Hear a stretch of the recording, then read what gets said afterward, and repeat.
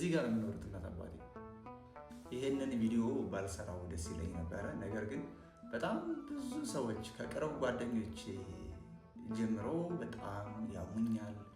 እኔ ሀብታም የሆንኩ ነው የሚመስላቸው እና ለእነሱ ምናልባት የአእምሮ እረፍት ካገኙ በጣም ጨንቋቸው እየተናደዱብኝ ስለሆነ የአእምሮ እረፍት ካገኙ ከዛ አካባቢ ለሚገኙ ለደረጎ ጓደኞቼ ቋራ ላሉ በቃ እኔ እንደሚያውቁኝ ሰዎች እንዲሆንልኝ እፈልጋለሁና አሁን ይሄ በባለፈው ወደ ቋራ የሚወስደው መንገድ በጣም ጭቃ ነው፣ አስቸጋሪ ነው ብዬ በሰራሁት ቪዲዮ ላይ እረ ደግሞ በሻውራ መንገድ ስም ልመና ጀመርክ፣ አይጉዳችን ምኑን አመጣህብኝ ብሎ ጻፈ ማለት። ይህ የተጻፈበት ዋናው ምክንያት በርሜል ላይ ሳለው ገንዘብ እንደሰራው ሀብታም እንደሆንኩ ባህር ዳር የሄድኩት ፕሮሰስ ለመጀመር እንደሆነ ተብሎ ነው ገለጎ ላይ የሚወራው ማለት ነው። እና ይሄ ዝም ብሎ በሬ የወለድ ወሬ የምታወሩ ሰዎች እኔ ሀብታም ብሆን ገንዘብ አግኝቼ ብሆን እንደምታዩት ከእናት አባት የሚቀድም ምንም ነገር የለም አይደል?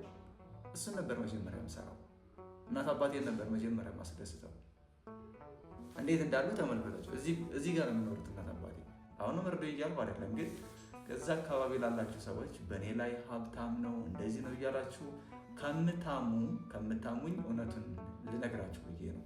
እኔ በበርሜል ስም ብለምን በሻውራ መንገድ ስም ሻውራ መንገድ ገና ቪዲዮ እየሰራው ነው ጀመረ። እስኪ የምታገኙ ከሆነ የሚገኝ ገንዘብ ካለው ሂዱ እስኪ ልክ እንደኔ ሆናችሁ፣ ከዛ ልክ እንደኔ ሆናችሁ በርሜል ላይ እንደዚህ ነው እያላችሁ ቪዲዮ ስሩ። ለምን ውስጥ የምታገኙ ከሆነ እና በጣም ስለሚገርመኝ ነው ማለት ነው። አሁንም ድረስ ከእናት አባቴ ነው የምጠብቅ። እኔ ስራ የለም ታውቃላችሁ፣ ስራ የሌለኝ ልጅ ከእነሱ ነው የምጠብቀው። ፍየል ሲጠው አንዳንዴ ያግዙኛል፣ አንዳንዴ ደግሞ ሌሎች ሰዎች ያግዙኛል።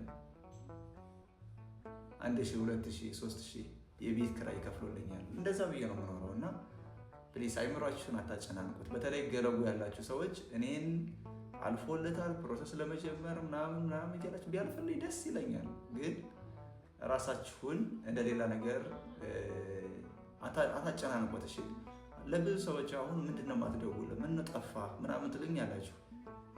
ስደውል በቃ ሌላ ነገር ስለምታወሩኝ ለዛ ነው የማልደውለው በነገራችን ላይ ማለት ነው።